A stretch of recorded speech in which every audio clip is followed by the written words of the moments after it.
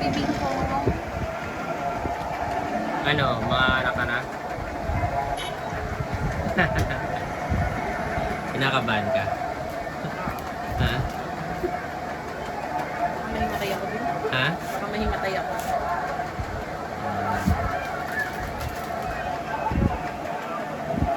I-admit ka na niyan, no? Sana. Oy, Denver!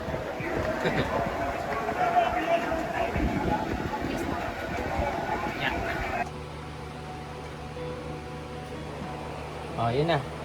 Paalis na kami. Agad ko! Punta na. Punta namin sa hospital. Okay? Let's go! So, yun. Lumabas na si Marie tapos sabi niya na hindi pa daw open yung cervix niya. Kaya kailangan niya na i-admit. Parang maturuan siya. Ito naman ang tawag dun basta para umilab yung tiyan niya. Then, para ma-deliver niya yung bata. Pag lumabas, yun, try ko ulit na. Yo, yun nga, no. So, around 12:30 na. So, lumabas si Marie. Sorry, hindi ako nakapag-video. Medyo mabilis lang. Sabi niya na kailangan niya na daw i-admit kasi hindi pa daw open yung cervix niya. So, yun. Ano, sige, try ko mamaya mag-video ulit pag lumabas siya. Okay? Anong nangyari? Sarado pa daw yung service ko. Ha? Sarado pa daw. Tapos? For admission na. So, pero kailangan mo nang i-admit. Kasi due date ko na daw ngayon.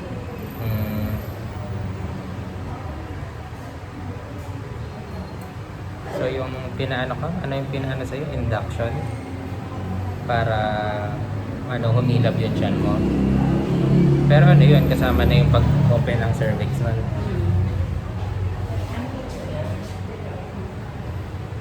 Okay lang yan. May budget pa.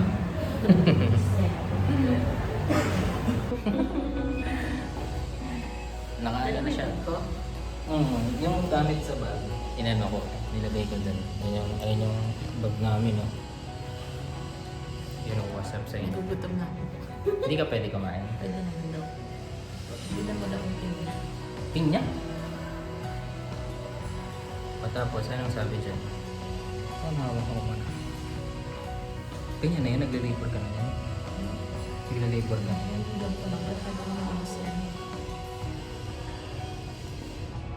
Yun, nagle-labor na po siya. Tapos, in-inject siya ng ano eh. Ano yun? Ano i-inject sa'yo? Pangkalito. Ano yun? Induction ba yun? Yun, in-inject sa kanya yan.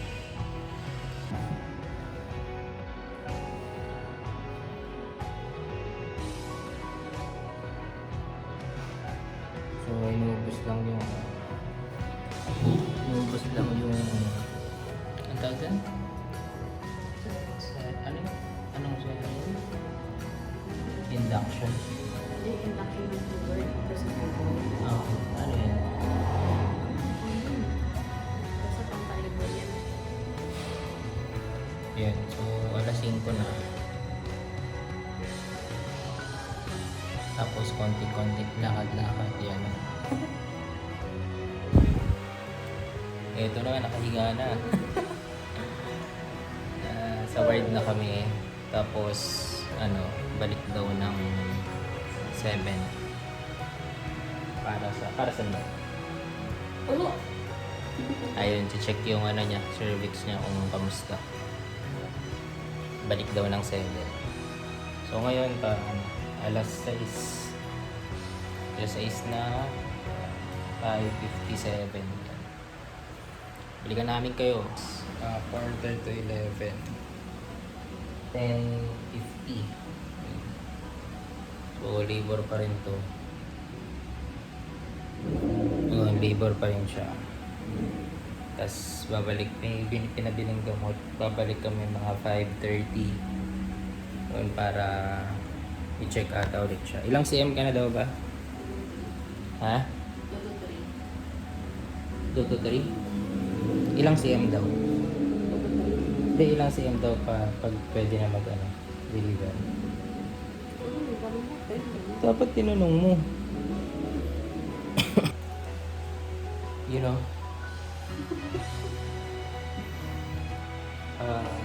Around 5:30 babalik na kami dun sa OB.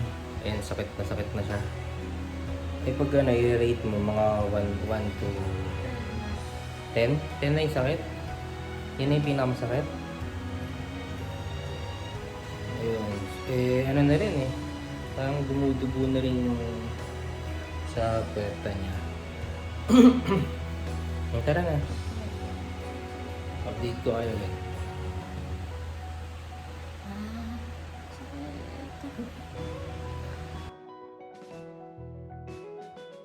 So, pinapasok ko siya tapos kinuha na yung gamit. Sabi kasi 5 cm na siya. So, mga 8 to 7 to 8 cm kasi bago mga anak. So, hinihintay na lang talaga ng mga anak siya. So, ngayon, as of 7:45 AM. So, pahinga ko kayo. Ano? Let's go. Eto na! Oh! Hi! Hello!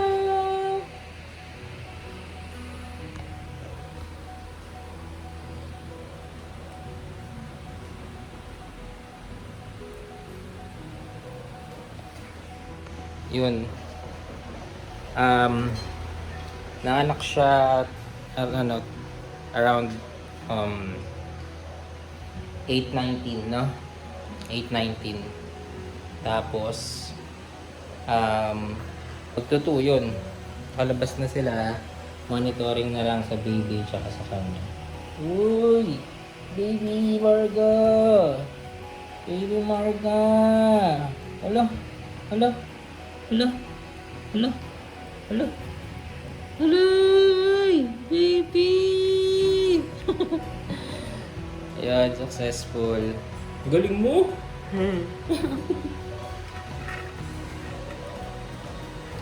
Yun, tas kasi sa ano niya, yung sa labor niya, nag-ano siya around 5, naging, nung around 5, ilan ka lang? 3 cm? 4 to 5 na siya. Tas nung, hindi, yung unang balik natin, yung kahapon, 2 to 3 yun. Tapos bumalik kami ng 7, naging 3 to 4. Tapos bumalik kami ng 5 AM kanina. Naging ano na siya, 5 cm na. Tapos lumabas siya. Lumabas siya mga around 7 AM. Yun, nasa ano na, ilan cm ka na nun? 6 na, yun. Kaya lang, grabe. Naawa na ako sa kanya. Naawa na ako sa kanya sa sobrang sakit. Pero, andito na si Baby! Baby! Baby! Yun. Padede time. Sana may lumabas. Yun lang. Thank you. Thank you, Lord. Hello. Hello. Bye-bye. Tara. Tara.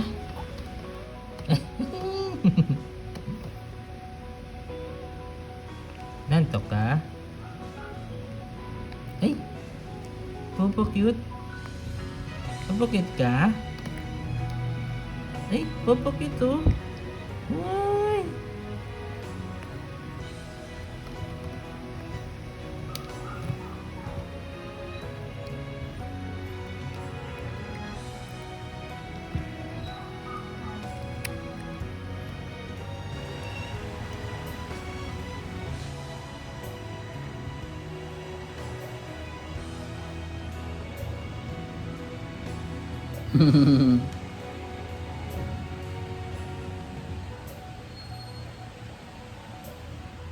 The